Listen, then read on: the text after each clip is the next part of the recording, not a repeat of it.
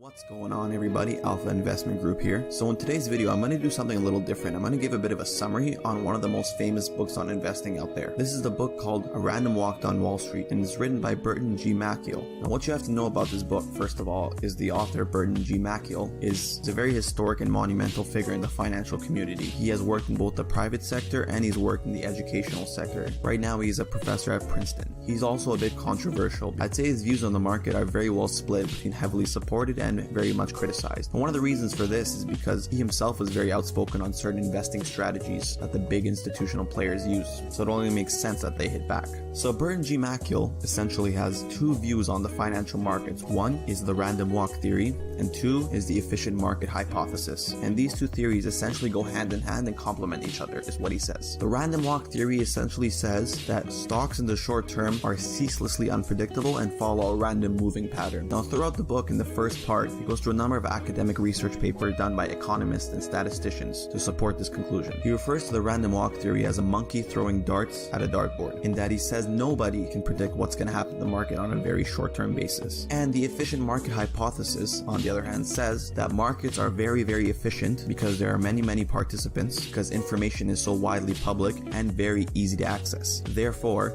it is hard to make any excess return in the market because they react very quickly, almost instantaneously, you should say, to any news that happens in the market. And therefore, the game is no longer about who is smarter, but about who is quicker. And with the technology and resources many traders and institutions hold today, they are able to react in microseconds to things that happen in the markets, and therefore you really can't beat the markets, is what he says ultimately. So this book, you could say, is divided up into three parts. The first part, he goes through history, talking about different parts of the market. He gives us a little bit of history on market bubbles and market crashes. The second part, he talks about specific strategies. He goes over what these strategies are made up. He talks about the big fundamental ideas behind these strategies.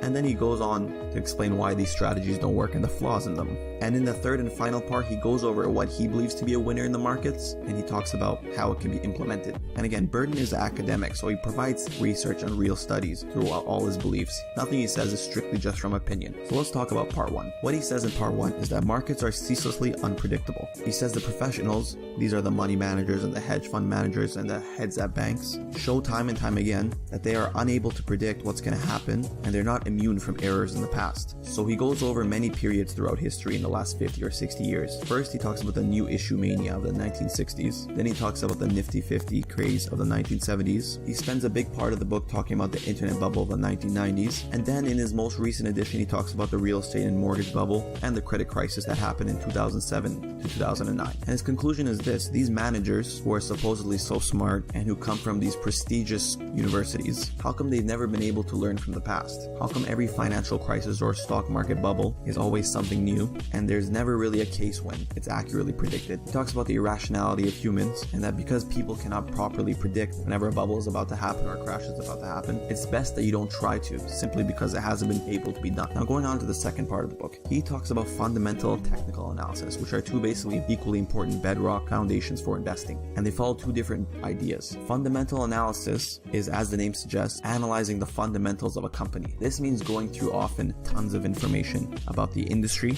about the company, and about their history. You have to really look at everything when you're looking at fundamental analysis. This means usually going from a top-down approach. You first have to look at the state of the economy, then you have to look at a specific industry, and then once all that is done, you look at a specific security with that industry. You're looking at the income statement and the balance sheet. You're looking at the strategy the company has, as well as its management team. You're analyzing a lot of factors, and it's often overwhelming how much information you have to take in before making an investment decision. Fundamental analysis does break down into different types of investing strategies. It is very broad. The famous fundamental analysts throughout the years are people like Warren Buffett and Peter Lynch. And then you have technical analysis. Technical analysis kind of has this attraction and this Wall Street salve associated with it. You often hear and see technical analysts showing their work on social media platforms and over the internet, and they really like to associate themselves as being gurus and experts in the financial markets. Technical analysts are also referred to as chartists, and the foundation on this investment strategy is that you can learn everything about what a company is going to do strictly from studying its chart and its price behavior. So one famous saying amongst technical analysts is they can profit off a company without even knowing what the company is. They can strictly look at a chart and understand where the price is going to be in the future based off its previous behavior. Now, in reality, Burton says this is not the case, and he says that anything that's happened in the past is already priced into the stock. Essentially, the efficient market hypothesis, or EMH, takes out the idea that technical analysis can be correct, because anything that's happened in the past that has any prospect for growth in the future is already priced into the stock. You can see this a lot in the financial markets today. Often the stocks spike up instantaneously in regards to an announcement of a merger or an acquisition or something new that's happening with the company. In that case, it's not odd for a company to jump up 10%, 20%, or even 30% in one single day. How is it that a stock can move so rapidly in one single moment? Well, this is essentially the efficient market hypothesis supporting this theory,